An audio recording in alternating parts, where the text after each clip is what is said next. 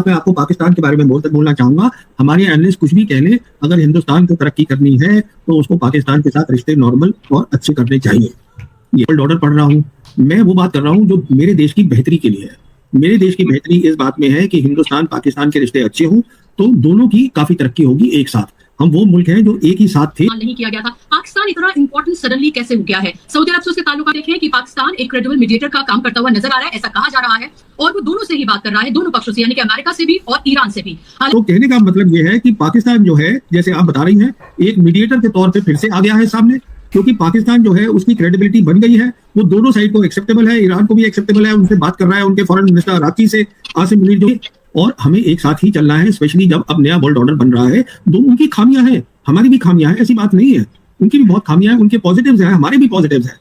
पर ये कहना कि वो दुश्मन है, वो ये है, वो है, इस बातों को जब आदमी ठंडे दिमाग से सोचता है और ये सोचता है कि इसमें मेरे मुल्क की क्या बेहतरी है, तो वो इसी नतीजे में पहुंचेगा जो मैं आपको बता रहा हूँ। जी, अगर आज ये कोई आप तो दोनों देशों का फायदा होगा। जब दोनों का फायदा होता है उससे म्यूचुअल ट्रस्ट बनता है। इसका कोई लेना देना नहीं है कि पाकिस्तान ने उसको धोखा दिया और हमने इसको धोखा दिया। तो सवाल ये है कि आप आंख बंद करके देखिएगा पाकिस्तान के साथ किन किन मुद्दों पे हम क्या क्या बात कर सकते हैं और वो भी सोचेंगे। आदाब, नमस्कार, बहुत बहुत स्वागत आप सभी का। आप देख रहे हैं पब्लिक इंडिया, मैं हूं आपके साथ बुशरा खानम फहाद। और स्क्रीन पर देख सकते हैं मेरे साथ देश के जाने माने डिफेंस एक्सपर्ट और फोर्स मैगजीन के एडिटर प्रवीण साहनी जी मेरे साथ जुड़ गए हैं। प्रवीण जी, बहुत बहुत स्वागत आपका कार्यक्रम में। Thank you. और ये लग रहा था कि शायद बातचीत के कुछ दौर शुरू हो सकते हैं, लेकिन ट्रंप ने जिस तरह से ट्वीट किया है और ट्वीट में जिस तरह की बदतमीजी की है, जिस तरह की अभद्र भाषा का इस्तेमाल किया है, या मैं सीधे तौर पर कहूं कि गाली गलौज वो करते हुए नजर आ रहे हैं, धमकी वो जिस तरह से दे रहे हैं, ऐसा लग रहा है कि अब इस वॉर की इंटेंसिटी और बढ़ती हुई नजर आ रही है। हालांकि दूसरी तरफ हम ये देखें कि पाकिस्तान एक क्रेडिबल मीडिएटर का काम करता हुआ नजर आ रहा है, ऐसा कहा जा रहा है, और वो दोनों से ही बात कर रहा है, दोनों पक्षों से, यानी कि अमेरिका से भी और ईरान से भी। हालांकि नेगोशिएशन को लेकर अगर ईरान की हम बात करते हैं तो ईरान का लगातार ये कहना है कि वो किसी भी तरह की नेगोशिएशन पर बातचीत अभी नहीं कर रहा है। ये दोनों ही बातें जो है कॉन्ट्रडिक्टरी है आपस में, और क्या है इसकी सच्चाई ये तो मैं जानूंगी ही, लेकिन उसके साथ साथ क्या ये वॉर अब और इंटेंस होती जा रही है? अगले 24 घंटे कितने महत्वपूर्ण होने जा रहे हैं, और क्या अगले 24 घंटे डिसाइड करेंगे कि इस वॉर का रुख क्या होने जा रहा है? प्रवीण जी, मेरा पहला सवाल आपसे कि ट्रंप का ये ट्वीट और उसकी धमकी, और उसके साथ जिस तरह से ईरान ने जो वापस एक तरह से धमकी भरे अल्फाज में ये कहा है, और ये कहा है कि अगर आप हमारे पावर प्लांट्स, ब्रिजेस, इन सब पर अगर हमला करेंगे तो हम पूरे जीसीसी के पावर प्लांट को पूरी तरीके से निस्तेनाबूद कर देंगे। प्रोफेसर मरांडी ने बाकायदा तौर पर सामने आकर कैमरे पर कहा है। क्या आपको लग रहा है कि आने वाले 24 घंटे कितने इंपॉर्टेंट होने जा रहे हैं इस वॉर के लिए? देखिए, ऐसा है कि जिस ट्वीट का आप हवाला दे रही हैं, जो प्रेसिडेंट ट्रंप ने करी है, वो एक फ्रस्ट्रेशन भी है उसमें उनकी, क्योंकि वो नाकाम हो गए हैं स्ट्रेट ऑफ हॉर्मुज को खोलने में, और साथ में एक धमकी भी है, और उसकी धमकी को शायद सीरियसली लेना चाहिए। धमकी ये है कि हम जो है पूरा आपके power plants, basically civilian infrastructure को हम डिस्ट्रॉय करेंगे, क्योंकि जहां तक उनका मिलिट्री इंफ्रास्ट्रक्चर है ईरान का, वो सारा अंडरग्राउंड है। तो ईरान ने यह कह दिया है कि टिट फॉर टैट होगा, जो आप हमारे ऊपर करेंगे वही हम, जितने भी आपकी बेसेस हैं जीसीसी कंट्रीज में, हम वहां कर देंगे। तो कहने का मतलब ये है, अगर ये ऐसा हुआ तो फिर बहुत ज्यादा नुकसान होगा जीसीसी कंट्रीज का, और नुकसान होगा ग्लोबल इकोनॉमी का, और ग्लोबल रिसेशन हो जाएगी, बहुत दिक्कत होगी, जो कि बहुत लंबी चलेगी। तो अभी क्या हो रहा है कि जो दो बड़ी ताकतें हैं, चीन और रशिया, वो दोनों अब खुलेआम ये कह रही हैं कि हाँ, सीज फायर पे बात होनी चाहिए, पर वो ये भी कह रही हैं कि जो ईरान की बेसिक जो मुद्दा है या जो बेसिक पॉइंट है, उसको नजरअंदाज नहीं करना है।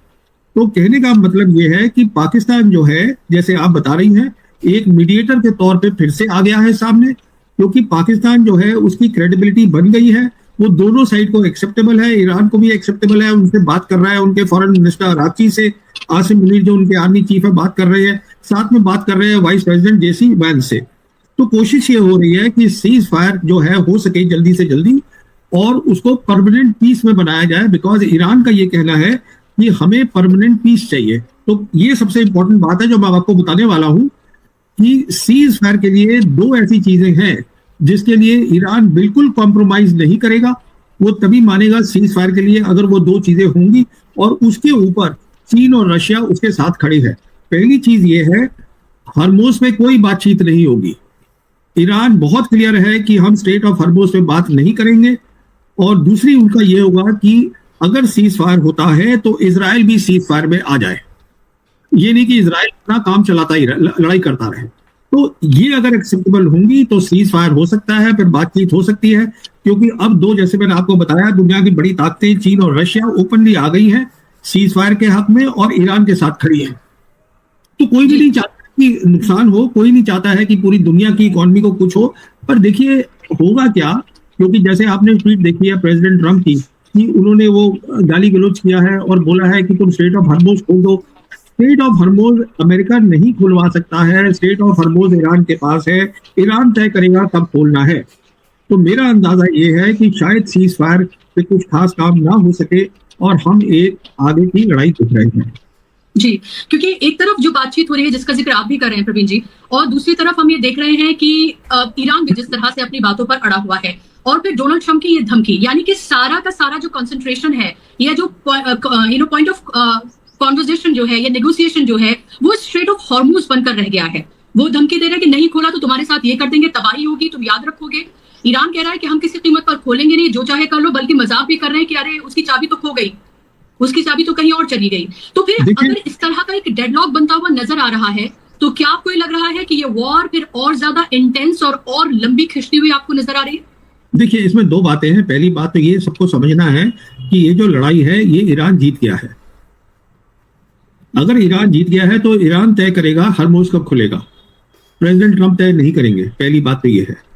दूसरी ये है कि कुछ अमेरिकन सेनेटर्स हैं और कुछ उनके अमेरिका के बहुत रिस्पेक्टेबल लोग हैं जो ये कह रहे हैं कि ट्रंप ने he has lost his mental balance, दिमाग का संतुलन भी हिल गया है।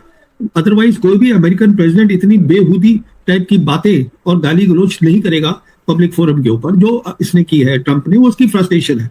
कहने का मतलब ये है। नेक्स्ट बात ये है, क्योंकि ये वो लड़ाई है जिसके लिए वो तैयार थे, उनके पास प्रोडक्शन कैपेबिलिटी है अंडरग्राउंड, मतलब अगर उनकी मिसाइल्स और ड्रोन खत्म होती है तो वो उसको और प्रोड्यूस कर सकते हैं। और फाइनल बात यह है कि दो बड़ी ताकतें मदद कर रही हैं ईरान की, जैसे कि जो चीन है, चीन ने ईरान को अपना सैटेलाइट जो सिस्टम है स्पेस का वो दिया है। तो आज ईरान के पास ताकत है कि वो पूरी जो जंग का एरिया है वो उसको साफ देख सकता है, दिन रात 24 घंटे देख सकता है। उसको पता है अमेरिकन फोर्सेस कहाँ बैठी हैं, कुवैत में यहाँ बैठी है, वहां बैठी है। और साथ में क्योंकि आप देखिएगा जो फासला है ये ईरान और इजराइल के बीच में वो 1000 किलोमीटर है, वहां पर अपनी मिसाइल भेजना, ड्रोन भेजना पूरी प्रिसिशन के साथ, एक्यूरेसी के साथ, वो भी स्पेस की मदद मिल रही है। तो जब आप इन सारी बातों को देख लेते हैं, और लास्ट बात मैं आपको बता दूं कि ये वो लड़ाई है जिसको हम कहते हैं वॉर ऑफ सर्वाइवल। अब ईरान लड़ेगा, जबकि जहां तक अमेरिका का ताल्लुक है ये वो लड़ाई है जिसके लिए ट्रंप तैयार ही नहीं थे। ये वो लड़ाई है जो बहुत अनपॉपुलर है अमेरिका के अंदर, जहां अमेरिकन कह रहे हैं कि हम इजराइल की लड़ाई क्यों लड़ रहे हैं। ये वो लड़ाई है जिसमें ना तो उनके पास यूएन की सैंक्शन है और ना उनके पास यूएस कांग्रेस की सैंक्शन है। और ये वो लड़ाई है, अगर ये लड़ाई बढ़ती है, उनके पास सैनिक भी नहीं है, क्योंकि अगर उनको सैनिक और चाहिए ईरान के साथ लड़ने के लिए, ईरान के पास आज ग्राउंड के पर 10 लाख सोल्जर है, 10 लाख, जिसमें उनके वो रेवोल्यूशनरी गार्ड भी है, मिलिट्री भी है, मिलिशिया भी है, सब है, वो सब लड़ेंगे। पाकिस्तान ने तो कहा कि हम दलाल नहीं है, एस जयशंकर ने कहा ये दलाली कर रहा है पाकिस्तान। हालांकि जब यूक्रेन वॉर हुई थी तब ये कहा जा रहा था कि पापा ने वॉर रुकवा दी, तो तब इस तरह के शब्दों का इस्तेमाल नहीं किया गया था। पाकिस्तान इतना इंपॉर्टेंट सडनली कैसे हो गया है? सऊदी अरब से उसके ताल्लुकात है, अमेरिका से जाहिर सी बात है जो उसके टाइज है वो किससे छिपे नहीं है, फिर वो ईरान के साथ भी बातचीत कर रहा है। So sometime you fail to understand कि ये चारों तरफ से कैसे और why Iran Pakistan has become so important. क्या इसलिए कि जहां ज्योग्राफिकली वो इम्पोर्टेंट है इसलिए, क्या वो न्यूक्लियर पावर है इसलिए, क्या फिर उसकी जो आर्मी है वो बहुत मजबूत है, जाहिर सी बात है दुनिया से छिपा नहीं है, या इसलिए, या और भी कुछ आप इसके रीजंस देखते हैं? देखिए ये वही रीजंस हैं। पहला रीजन उसकी ज्योग्राफी है, दूसरा रीजन प्रोमिनेंट मुस्लिम कंट्री है, न्यूक्लियर वेपन्स हैं, और सबसे इंपॉर्टेंट रीजन क्या है कि अमेरिका ने ये तय किया था ऑपरेशन सिंदूर के बाद, जो यूएस कांग्रेस रिपोर्ट में भी लिखा हुआ है कि हिंदुस्तान और पाकिस्तान के बीच में जो 4 दिन की जंग हुई थी, पाकिस्तान ने बेहतर किया था हिंदुस्तान से। ये यूएस कांग्रेस रिपोर्ट में लिखा है, मैं नहीं कह रहा हूं। तो उसके बेसिस के ऊपर फिर जो तीनों बड़ी ताकतें थी दुनिया की, जो मैंने आपको बताया, उनके साथ इनके रिश्ते बेहतर हो गए। आज पाकिस्तान ही इकलौता कंट्री है जिसके तीनों बड़ी ताकतों के साथ रिश्ते अच्छे हैं, और पाकिस्तान की एक खासियत जो है वो बहुत सीधी सी है। पाकिस्तान जो है, जब उसको पता होता है जब मेरा काम है तो किससे मुझे काम कैसे निकलवाना है, they are good networkers also, जो एक नेगेटिव चीज नहीं है, एक पॉजिटिव चीज है। और लास्ट बात मैं आपको पाकिस्तान के बारे में बोलना चाहूंगा, हमारे एनालिस्ट कुछ भी कह लें, अगर हिंदुस्तान को तरक्की करनी है तो उसको पाकिस्तान के साथ रिश्ते नॉर्मल और अच्छे करने चाहिए। ये है। जो भी ये बात बोलेगा आज के दौर में तो प्रवीण जी वो तो एंटी नेशनल करार दे दिया जाएगा। नहीं, देखिए मैंने जियो पॉलिटिक्स पढ़ी है, मैंने मिलिट्री पावर पढ़ी है, तो मैं ये न्यू वर्ल्ड ऑर्डर पढ़ रहा हूँ। मैं वो बात कर रहा हूँ जो मेरे देश की बेहतरी के लिए है। मेरे देश की बेहतरी इस बात में है कि हिंदुस्तान पाकिस्तान के रिश्ते अच्छे हों तो दोनों की काफी तरक्की होगी एक साथ। हम वो मुल्क हैं जो एक ही साथ थे और हमें एक साथ ही चलना है, स्पेशली जब अब नया वर्ल्ड ऑर्डर बन रहा है। दो उनकी खामियां हैं, हमारी भी खामियां हैं, ऐसी बात नहीं है। उनकी भी बहुत खामियां हैं, उनके पॉजिटिव्स हैं, हमारे भी पॉजिटिव्स हैं। पर ये कहना कि वो दुश्मन है, वो ये है, वो है, इस बातों को जब आदमी ठंडे दिमाग से सोचता है और ये सोचता है कि इसमें मेरे मुल्क की क्या बेहतरी है, तो वो इसी नतीजे में पहुंचेगा जो मैं आपको बता रहा हूँ। जी, अगर आज ये कोई, आप तो इतना शायद हिम्मत कर पा रहे हैं और शायद आप बहुत अनकंफर्टेबल ट्रुथ है जो कह पा रहे हैं बहुत सहजता से, अदरवाइज तो आज के इस दौर में तो शायद कोई कह ना पाए, क्योंकि हर दूसरे इंसान को पाकिस्तानी और देशद्रोही होने का टैग लगा दिया जाएगा। और अगर ये हो जाएगा तो शायद बीजेपी की पूरी पॉलिटिक्स ही धराशायी हो जाएगी, क्योंकि हर दूसरे शख्स को, खासतौर मुसलमानों को, तो वो पाकिस्तान भेजने की बात ही कहते रहे हैं। दो लास्ट क्वेश्चन मेरे आपसे। एक तो ये कि लोग जब पाकिस्तान पिक्चर में आता है तो हमेशा लोगों का ये कहना है कि भाई वो धोखा दे सकता है, खासतौर पर जो मौजूदा वहां की सरकार है उसमें जो बैठे लोग हैं। उन्होंने इमरान खान के साथ जो किया, और वो जिस तरह से एक तरह से कहते हैं कि भाई बिल्कुल अमेरिका के पिट्ठू और गुलाम बने हुए हैं, और वो ईरान के साथ ऐसा कैसे कर सकते हैं। लोगों ने ये भी कहा कि हो सकता है कि जब बूट्स ऑन ग्राउंड हो तो पाकिस्तान का इस्तेमाल कर दिया जाए। क्या इनमें से किसी भी चीज पर आपको लगता है कि कोई पॉसिबिलिटी है? देखिए, ऐसा है कि हर मुल्क को अपना नेशनल इंटरेस्ट देखना चाहिए और पाकिस्तान भी वही करता है, हिंदुस्तान को भी वही करना चाहिए। हिंदुस्तान का आज नेशनल इंटरेस्ट ये है कि आप जो है उसके अमेरिका के दुमछुल्ले मत बने। ये इंटरेस्ट है अमेरिका का। आज दुनिया बदल गई है, उसको आप छोड़े और यहाँ नजदीक में देखिए रशिया और चाइना के साथ आपके कैसे रिश्ते और बेहतर हो सकते हैं, नॉर्मल चाइना के साथ हो सकते हैं। तो जब आप अपना नेशनल इंटरेस्ट देखते हैं, पहली बात। दूसरी बात क्या होती है कि हर मुल्क देखता है कि अगर मैं दूसरे से बातचीत करूं तो क्या मुझे भी फायदा हो रहा है। तो अगर आप बात करेंगे पाकिस्तान से तो दोनों देशों का फायदा होगा। जब दोनों का फायदा होता है उससे म्यूचुअल ट्रस्ट बनता है। इसका कोई लेना देना नहीं है कि पाकिस्तान ने उसको धोखा दिया और हमने इसको धोखा दिया। तो सवाल ये है कि आप आंख बंद करके देखिएगा पाकिस्तान के साथ किन किन मुद्दों पे हम क्या क्या बात कर सकते हैं, और वो भी सोचेंगे आंख खोल कर क्या कर सकते हैं। मैं ये कहने की कोशिश आपसे कर रहा हूँ कि हमारे देश से कि बहुत फायदा हुआ।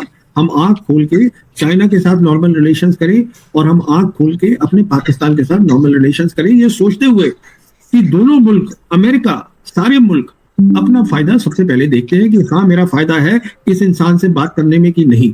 अगर नहीं है तो वो क्यों बात करेगा। तो दोस्तों, ये थी आज की वीडियो। अगर इस किस्म की मज़ीद इंडियन मीडिया के रिएक्शंस आप देखना चाहते हैं तो हमारी वीडियो को लाइक कीजिएगा, चैनल को सब्सक्राइब कीजिएगा और ज़्यादा से ज़्यादा शेयर कीजिएगा ताकि हमारी आने वाली वीडियो आपको बर वक्त मिल सके।